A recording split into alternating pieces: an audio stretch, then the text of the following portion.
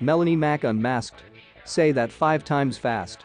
I have never listened to a YouTuber quite like Melonie Mac in my 17 or so years on this site. But that goes both ways.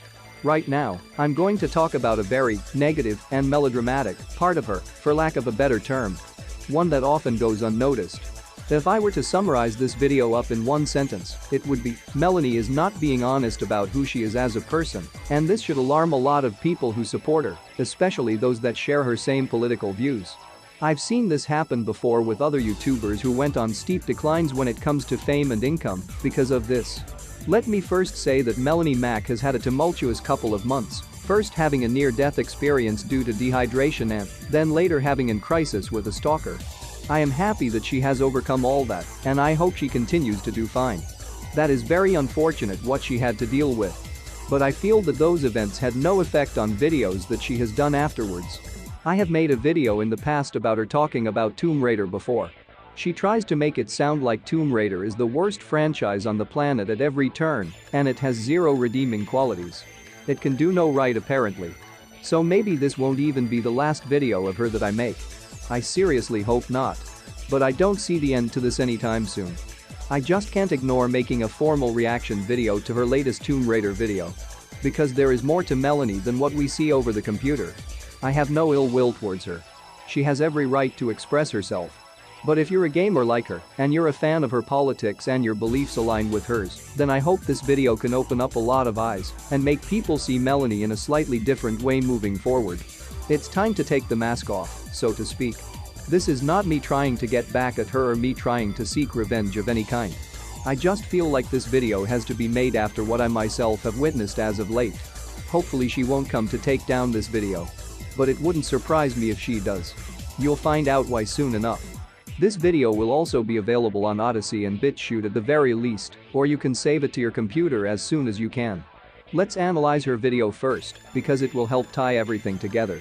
You need somebody with an open mind to react to these kinds of Tomb Raider videos that she puts out. I heard that a writer by the name of Phoebe Waller-Bridge is going to write a new Tomb Raider series, and Melonie and her circle of influencer friends are having a complete meltdown.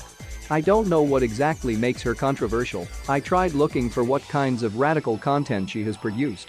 I don't know if anyone can enlighten me, that would be great. But I'm going to reserve my judgment because I think there's quite a strong overreaction. But this video is not going to discuss this upcoming show. Without further ado, let's begin.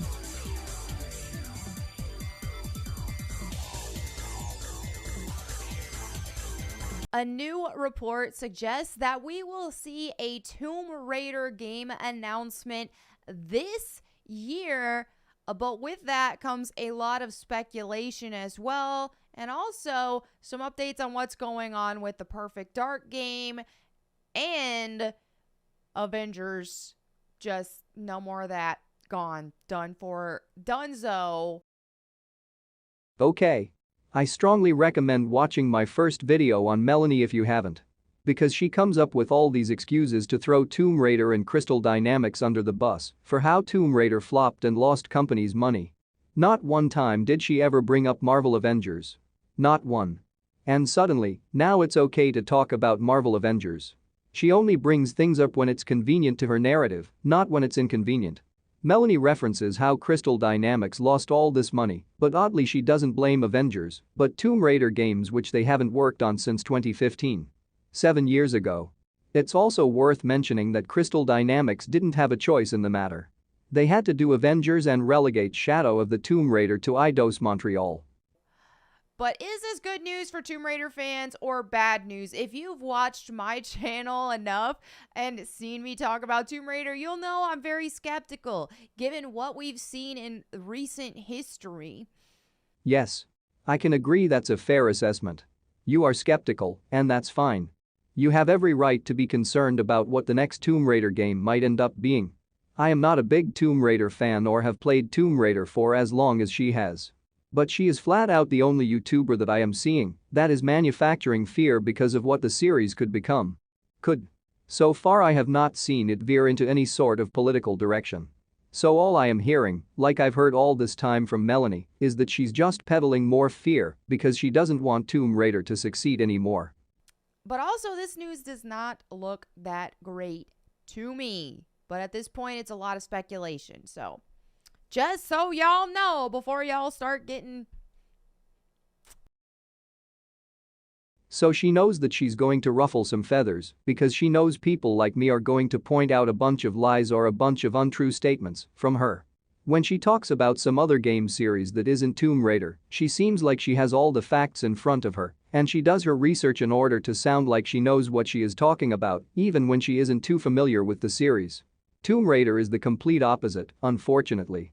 There will be facts and resources widely available to her, but she'll ignore, disavow or put a negative spin on each and every one of them. Suddenly she becomes the mainstream media. It's getting way too predictable and tiresome at this point. Yeah, no. All right, so here we have this tweet right here that says the next Tomb Raider game will be revealed later this year, according to a new report. Crystal Dynamics will reportedly be ceasing all development on Marvel's Avengers soon and will move on to working on Tomb Raider and Perfect Dark full time. Okay, so here we have the actual article here. I think obviously them not doing anything else with the Avengers is good, because that was a giant trash fire and a huge disappointment for Avengers fans. But you're going to try to spin this as yet another doomsday scenario for Tomb Raider. Gotcha. This could be bad news for us Tomb Raider fans, because as you guys all know my opinions on the subject. Now, while I think that the reboot trilogy was fun and it was, for what it was, it just wasn't Tomb Raider. You're right to have an opinion.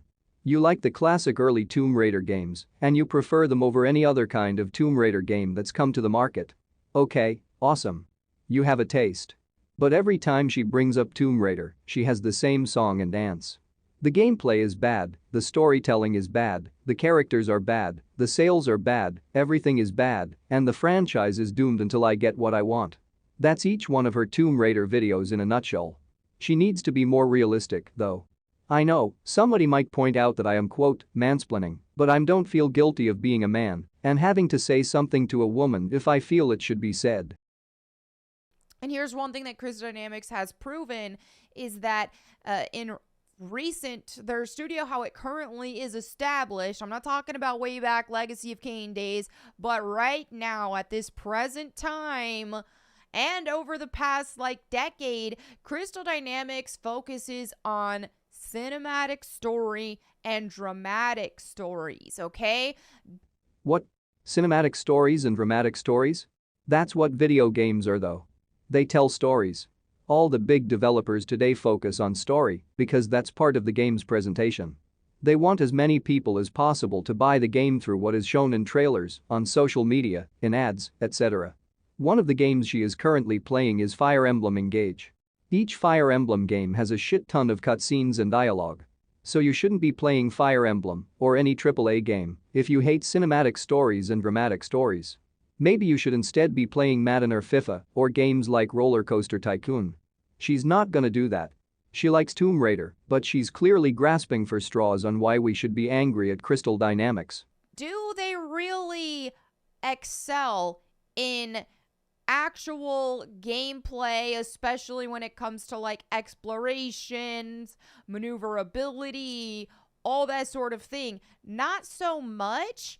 And this is why I've had such a problem with the direction that Tomb Raider has been in, because Tomb Raider, and I made a huge video really deep diving into this called Tomb Raider Needs Another Reboot or It Will Fail. Don't waste your time on that.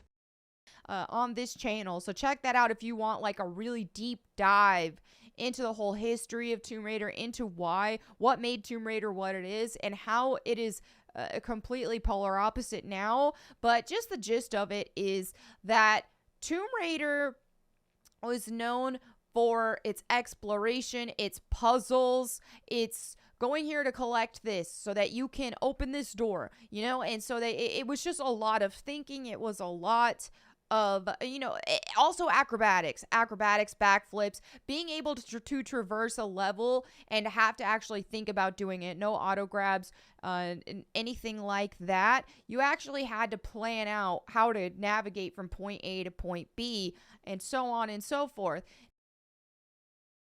Okay, what she is trying to say here is that she doesn't think Crystal Dynamics is good at making a game with fun gameplay.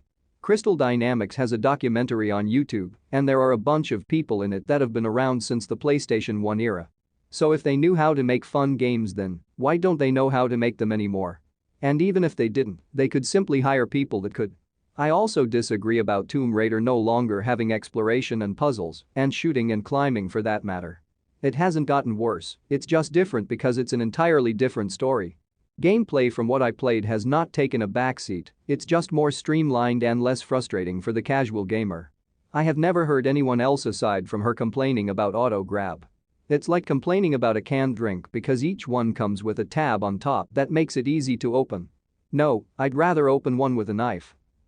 Now, the stark difference with that is that with modern Tomb Raider, we are seeing some more action focus. It's also no acrobatic abilities that you can really do. And the traversal is auto grab. It's pretty mindless for the most part. And these are not very core elements of the recent Tomb Raider games. They're more so like an Uncharted experience. This is the saddest thing of all about her arguments about Tomb Raider.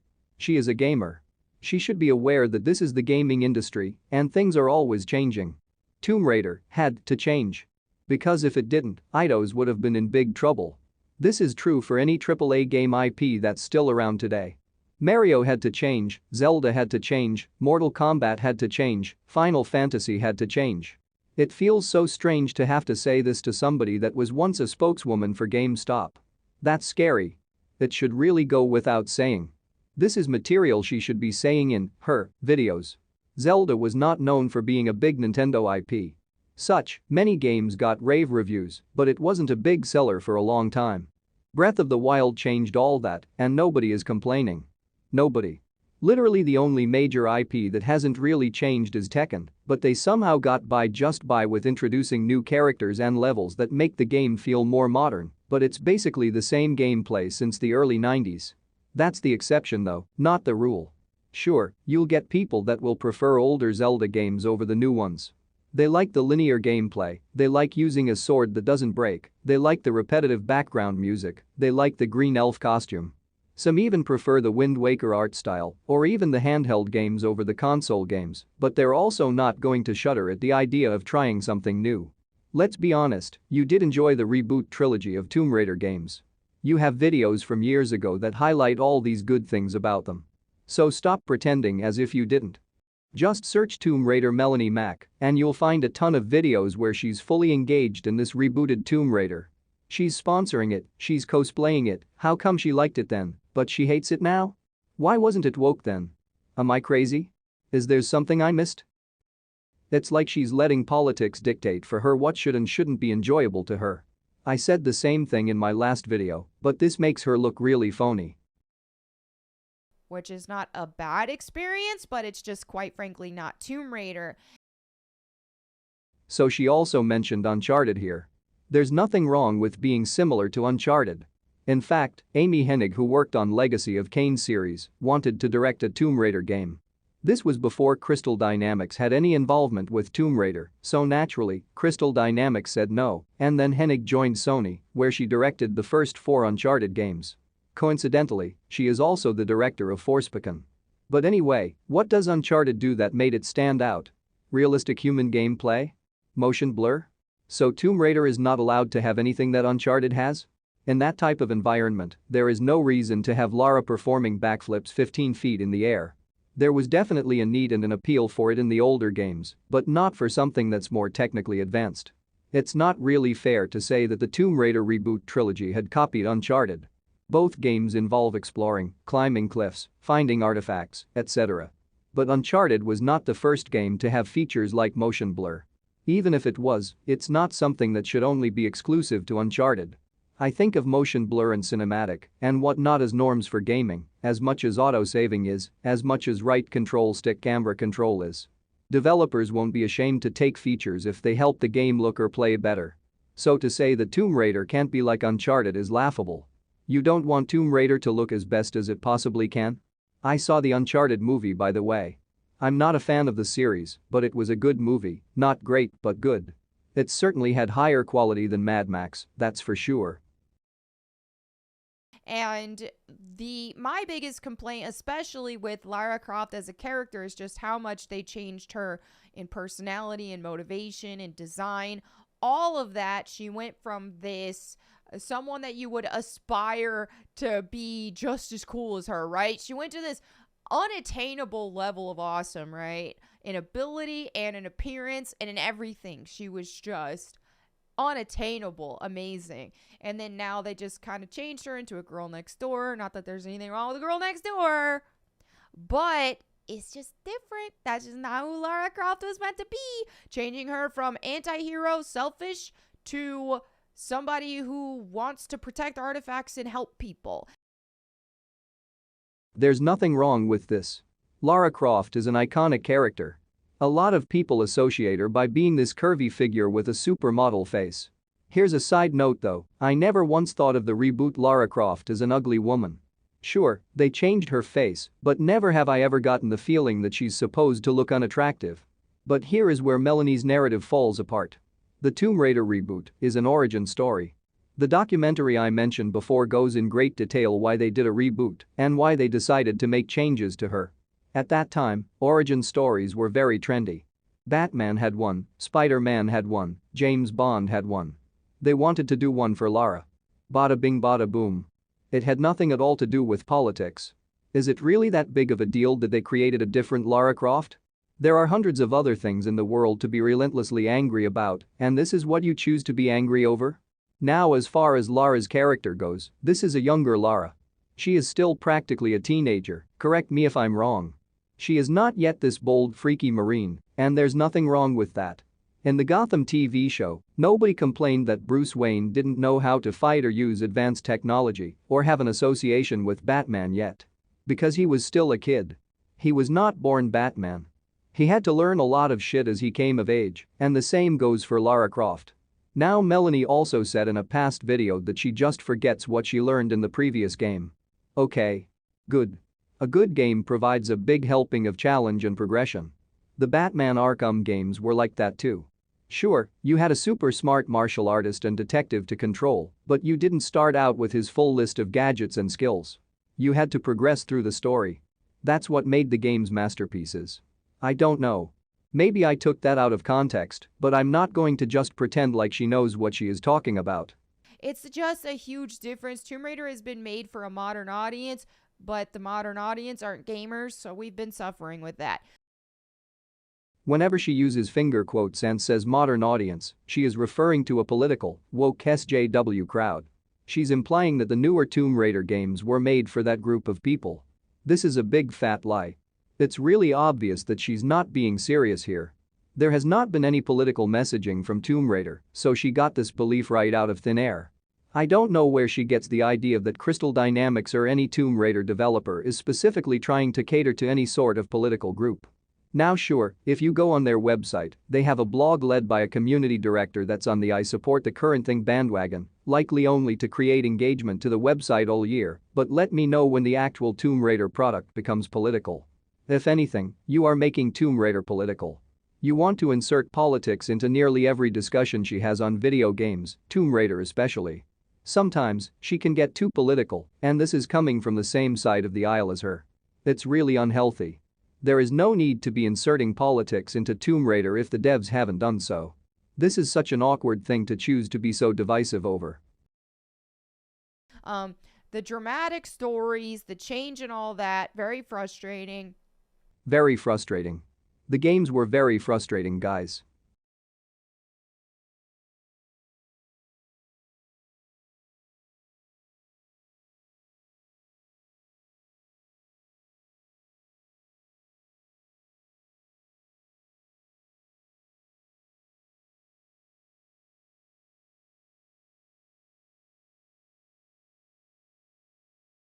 Poor Melonie.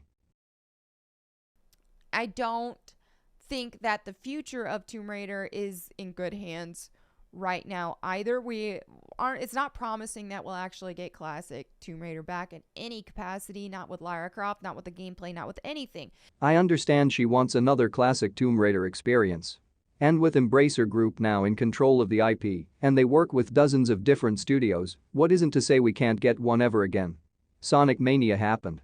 What's to say that there isn't an indie studio out there that wants to make Tomb Raider Mania? I dunno. Crystal Dynamics hasn't forgotten about classic Tomb Raider, alright? They just can't afford to cling onto the ghost of classic Lara. And we've also had recent leaks that I've made a video about as well that really do not sound promising, okay? Lara being a mentor to students instead of just being the loner Tomb Raider that she always has been. She's now a teacher and she needs help to take on another catastrophe because she can't do it alone. I get what she means here.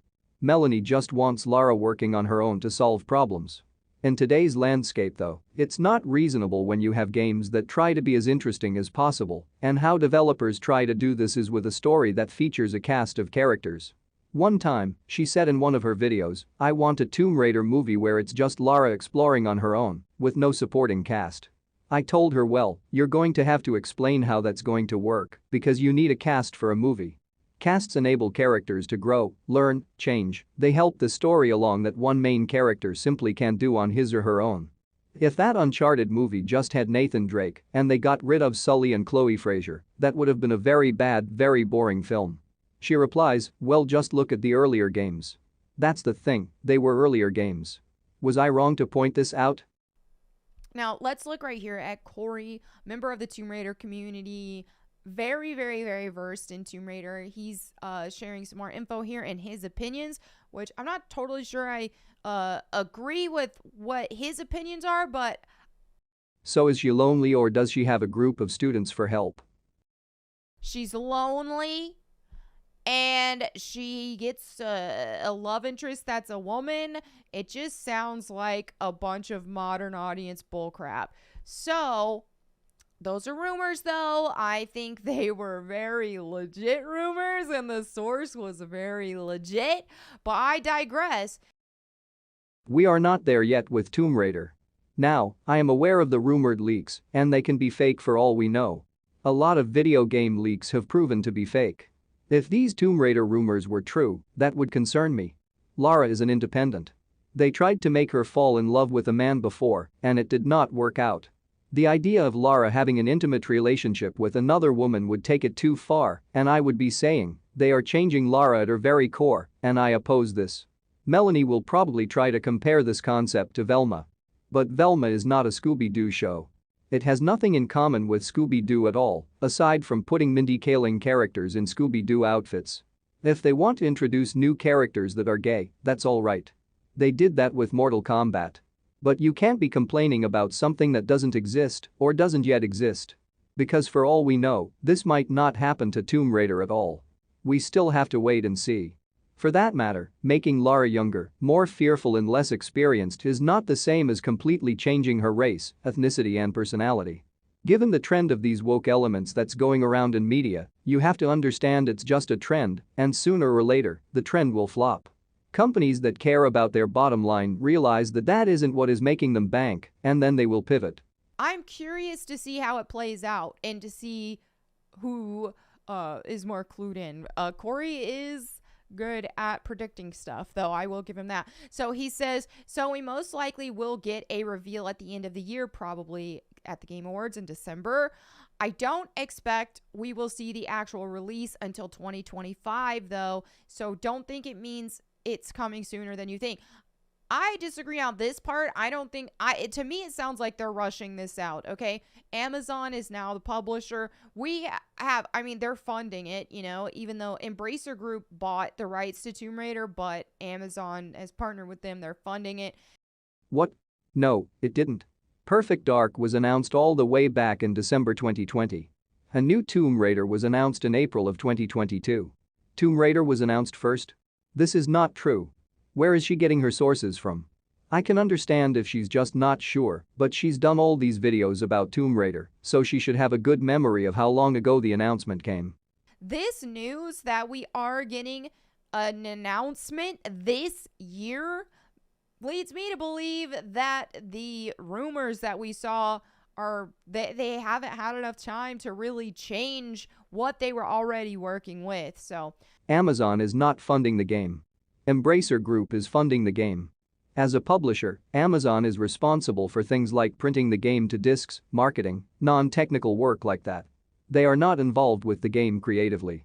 that's not promising. Now, here we have on apparently this is a alleged source that knows stuff, right? Take this with a grain of salt. This is going to be a lot of speculation in this video. But this person, because someone says right here, I'm okay with this if it means Perfect Dark and or Tomb Raider are accelerated a bit. And the source says Tomb Raider is full steam ahead. Perfect Dark, I've heard, has it hit a road bump or two. You'll see the former before the latter. So we're going to see Tomb Raider before Perfect Dark. Okay. Tomb Raider did get announced first, though. This might seem crazy, but I think Melonie is confused here because by the sounds of it, I think she is under the impression that the next Tomb Raider game just begun development as soon as Amazon was announced as the game's publisher. No. This game was likely in the works for at least over a year now. In fact, they announced they were developing a new Tomb Raider game, even well before it was announced that Embracer acquired them. So the project has already been paid for. I don't see any red flags thus far. The game isn't being rushed as far as I can tell. If you have seen Crystal Dynamics, they have a huge complex in California. They got over 300 people working there, likely split into multiple teams. With that in mind, let's explain Crystal Dynamics' involvement with Perfect Dark. Crystal Dynamics is not completely responsible for developing the next Perfect Dark game. The initiative is developing the game. The head of the initiative, Daryl Gallagher, has connections to Crystal Dynamics, so he is borrowing some of their staff to help with Perfect Dark. This is not a scenario where the whole staff is trying to juggle two projects at a time. All Melonie has to do is do some research. I'm getting the exact same feeling that I got when I made that other video about her. She sounds like she doesn't know what she's talking about, like she's making things up in her head. It's so weird. Unfortunately, she seems to care more about peddling fear rather than searching for the facts. We've already seen Tomb Raider in multiple hands in just the past year, time span of a year. So to me, this feels like this project is being rushed. They're like, She does not know what she's talking about. I can easily tell she is looking for problems that likely don't even exist. I can easily tell she is not being genuine. You have an easier time making these videos if you were just more genuine like you are with other topics you cover. You're creating your own narrative, you're putting a negative slant on everything about it, and it's not even convincing because most of the excuses you come up with are either untrue or they greatly contradict some other game you've played in the past. The fact that it's actually taken us this long to get to the actual talking point is saying something. it does not seem like this is going to be as big of a budget as even the last 3 games. I don't think that inherently is a bad thing, but when you're working with Crystal Dynamics who only focus on cinematic experience, then it is a bad thing because that means it's less quality in that, and that was the only thing they really had going for them. Based on what? For all we know, the problem could be on the initiative's end. They're understaffed, they're undertrained, they're under budget. Things like this always happen where a studio takes on a project and it's too overwhelming for them. Like with Scalebound. Like with Crackdown 3. Like with Metroid Prime 4 where Nintendo basically had to start everything over. Now, if they were to put more focus on gameplay and not so much the dramatic stories, hey, a smaller budget would be perfect. I would honestly love that.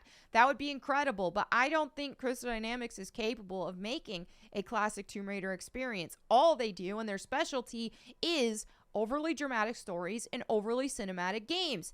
That's just what they do.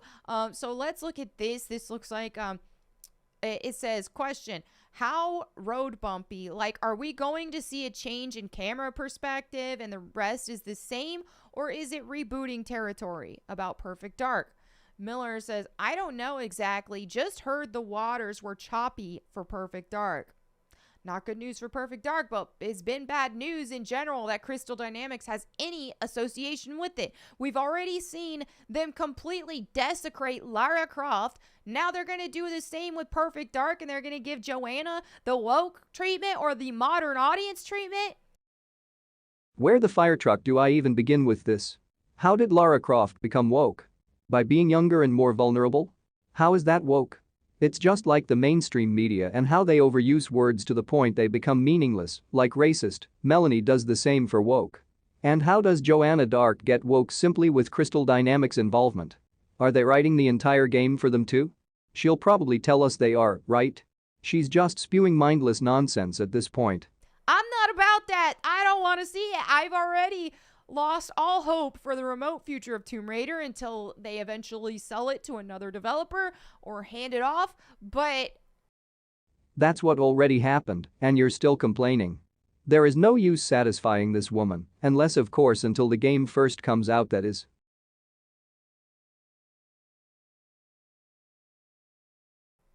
Now it's looking like very bleak for Perfect Dark as well, especially with the road bumps that they've said they have encountered. So, well, that's troubling for Perfect Dark. Didn't that begin development way ahead of Tomb Raider? Tomb Raider has actually been in development for a lot longer than people know, though it did restart when they shifted from Foundation to Unreal Engine 5. It's been in the cards for a while now, okay? So while Tomb Raider has been in development for a long time, the fact that they restarted it with the Unreal Engine 5, that means that technically with a restart, forget the past stuff, with the restart, that's been what, a year? Not even a year since they announced it, at least. And when they announced it, it was just like, hey guys, just so you know, we're working on Tomb Raider on Unreal Engine 5. That was it. So it was very early in development that we received that announcement. So ultimately, so what is your problem? First you tell us the game is going to be rushed, so there's no time for them to make any changes to the story. Then you tell us it might be a while because they're switching over to a popular new engine, which is not what a game hasn't done before, by the way. Just admit you don't have a clue what the future might hold. Instead of ranting about wokeism and whatnot, this video should have been more about your personal wishlist for the next Tomb Raider game. What kinds of environments, what kinds of levels, what kinds of locations you'd like to see, what Lara hasn't visited yet, what kind of possible multiplayer modes. Like, why do you feel obligated to pretend to be the biggest Tomb Raider critic on the face of the earth? Disregard the fact that it was in development before because they restarted it. That's my take on it. So this does seem like it will be rushed. I don't think they're going to stretch it out to a 2025 release. I don't think Amazon is going to be dishing $100 million like we've seen in the past games that didn't return good profit, that had terrible ROI. Amazon has the bank to buy Whole Foods for $13 billion. And for the second time, Amazon is not budgeting the game. All right, so the remaining talent are expected to be moved full-time to Crystal Dynamics' new Tomb Raider title under Amazon Games, which I am told is well into full-scale development and the subject of mounting pressure in the lead-up to a reveal later this year, okay? Corey also says here, if the source is to be trusted, which he has a good track record, then development hasn't long started if it was restarted after the engine change. Exactly. They'll most likely want to market and promote this game for a while, with it being a new era. Tomb Raider 2013 was revealed 2 years before. Now, this is where I do disagree, though, on this part, because Tomb Raider 2013 had a lot bigger of a budget, and it had a lot more anticipation, right? This was a giant reboot. This was a giant change. And what we're seeing with the next game isn't going to be that. It's not a reboot. They're saying they're trying to unify the timelines, but I truly don't think it's that much of the case. I think what it is basically a continuation of the rebooted era, that the Survivor timeline. It's going to be a continuation of that, and they're going to give Lara like a braid and she's going to be in her 30s. Like, that's it. Like, it's not going to actually be classic Lara. Okay, good. You have an idea of what you think it might be. This is probably what your video should have been about all along, because at least you wouldn't be acting all phony and pretending like you hate this franchise and trying to peddle fear into viewers like what the mainstream media does nowadays. I mean, she has a right to criticize Tomb Raider if she has a good reason to. But what is there really to be upset about as of right now? Especially given the leaks, it doesn't seem like that whatsoever. So I imagine the gameplay will be much the same. So I don't expect this to have that big of an anticipated launch, that it's not going to be taken as serious. Personally, I don't really agree that Crystal Dynamics is going to have the same formula for 12, 13, 14 years since they started on the first reboot game. It's not out of the question that they want to innovate and try new things. Repetition and staleness is why they had a reboot to begin with. The Mario games haven't been the same since Super Mario 64. A lot has changed since then. Tomb Raider already hasn't been taken as serious after Tomb Raider 2013. Now, 2013's Tomb Raider did break a lot of waves, dude. And as much as I have issues with it, I have to admit, and even for me, I was shocked and I was just impressed because it was something so different, and it was Tomb Raider seen through a AAA type lens when previously. Wow. Finally. We get to finally hear from the real Melonie. Welcome back, girl. Yes. That is why they rebooted. They couldn't afford to stay comfortable in their own skin anymore. They needed to toggle us something new and exciting. And they're going to repeat that mistake if they don't keep reinventing the wheel. Raider was more of a niche type thing, right? It was more of like it was like a hidden gem almost, not completely hidden because Tomb Raider did have Lara Croft especially had worldwide fame, but for the most part, Tomb Raider just didn't seem AAA. This is when it really felt mainstream, was with 2013. And as we know, when stuff goes mainstream that previously wasn't, that's when it starts to go downhill, and that is what happened. But the initial change and the initial difference was shocking and exciting at the time. Once the novelty wore off, though, people were like, wait a minute, can Tomb Raider just be Tomb Raider again? And she's gone. Well, that was fun while it lasted. I explained in my first video on her in big detail, games going on sale don't always mean they're selling poorly. And that's just where we're at. So because people have already started getting tired of it after the first game, it had a lot of diminishing returns with with Rise of the Tomb Raider, and then furthermore with Shadow of the Tomb Raider, which were disappointing in sales. They had to start putting them on sale so heckin' early, especially Shadow of the Tomb Raider. And so anyway, because of that, I feel like they're just rushing it. They're wanting to get it out there. They're not wanting to put in near the budget or anything like that because the ROI simply isn't worth it. To have $100 million budget games that barely break even, that's just not worth it. And another rehashed talking point, how the games don't make any profits, even though anybody with a classroom calculator can tell her otherwise. And especially when you factor in the classic games, okay? So when you look at the classic games that sold millions of copies, but only had, even adjusted for inflation, approximately $1 million budgets versus $100 million budgets,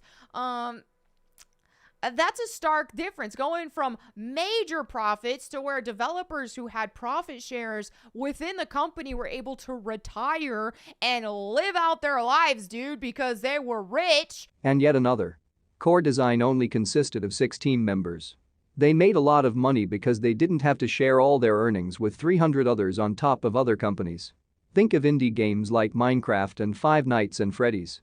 Notch is a billionaire now. Scott Cawthorne is also set for life.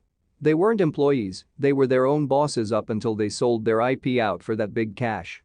When you got that versus this with a way huger budget, a lot more attention, a lot bigger of a team that has to go into it, and the games are only breaking even, it's not worth it to have a huge budget when it's not producing the proper numbers, right?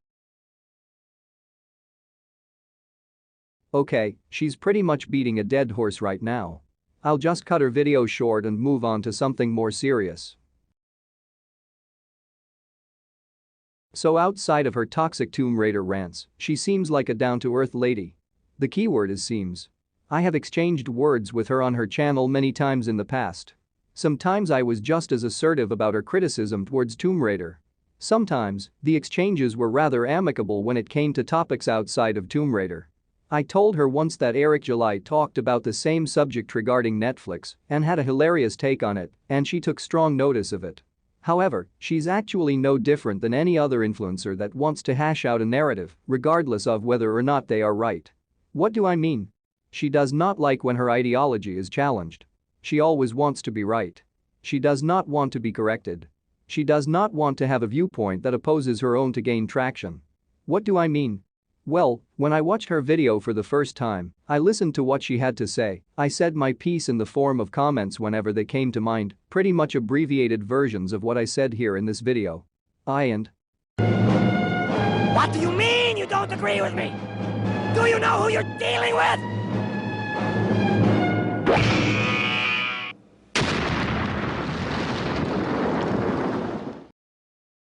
This was what happened. Yeah. I have been censored. So for those that aren't aware or how she did this, there's a feature called hide user from channel. What this does is that every single one of my comments becomes invisible to anybody that comes across the videos. I am the only one that can see these comments. This is not like simply blocking or muting somebody from Twitter, because instead, nobody is allowed to read these comments. I have been very vocal about this feature on YouTube because it's very harmful to communities. It doesn't solve any problem. It's very disingenuous to people who aren't aware when they get targeted. YouTube will never notify you. And most importantly, it's anti-free speech and straight-up censorship. So this tells me that she doesn't mean a damn thing every single instance where she talks about wanting to end censorship. Because she uses censorship herself to silence critics. And then Melonie retweeted this post on Twitter the very next day. No one deserves to be silenced and banned. And then she'll go on other people's podcasts to say, oh, Eliza Blue is wrong for causing the banning the quartering and Brittany Venti. But I guess it's fine for her to do it. Practice what you preach, right? She is a massive hypocrite. That's not me trying to be mean. That is what she is. She is not a genuine person. I did think about sending her an email that said, hey, I found out you did this. Your fans would want an explanation. But of course it's just going to fall on deaf ears. She's not going to admit to any wrongdoing that easily. I also tried to share a screenshot to her via Twitter, and that also fell on deaf ears, so I had no other choice but to make this video. If you like her content, I'm not saying you should boycott her or stop supporting her. She does often produce insightful content that I could recommend to other people. She's introduced me to magnesium glycinate and I take it every day. She has an uncanny ability to motivate people. And that's excellent. We could use much more of that today in society. But just be aware of what you're getting into. I have learned time and time again that the perfect content creator does not exist, and only few are ever so lucky to make it their full-time career like James Rolfe. I have seen YouTubers rise and fall due to simply not being honest with their fanbase. Keeping secrets, turning on them, this feels no different, but I'm not going to stay silent on it. Especially when it comes to a fanbase that is right-leaning, more of her supporters need to call into question why she's doing this fake outrage crap, and especially using censorship to deplatform users. For me personally, why should I continue to support a channel that wants to take away my right to express myself? I want to be part of communities where I am free to exchange opinions with others, not just have it be one-sided and have no means to add to the discussion. YouTube is social media after all. She is not the first popular YouTuber to disenfranchise me like this, and she certainly won't be the last. Oddly enough, all these shadow bans that YouTubers do to me aren't because of bullying or harassment. It's simply because I defend something they don't want to defend. Carl Jobst with Billy Mitchell. Matt McMuscles with WWE 2K20. And in Sakurai's case, he knows he got caught. Some people might call me a hypocrite because of all the videos I make about Sakurai. It's your right to think or feel that way. It's not like I silence my critics or tell them they have no right to disagree with me. I have followed the man for more than 8 years to realize he too is not the person he wants people to think he is. He abuses money, he treats IP like toys, he insults the customer's intelligence, he creates drama from thin air, and more. If you believe otherwise, that's fine, but I have more documentation on why Sakurai is a selfish person, more than Melonie has about why Tomb Raider is a woke failing franchise. They want echo chambers where they want to manufacture the truth for you, without you looking elsewhere for it. I don't want to be part of that. We shouldn't have echo chambers to begin with. Let's put a cap on this video. The moral of the story is, don't bite the hand that feeds you. I appreciate all who are listening, and I can't wait to listen to you as well. What did I get wrong here? Let me know.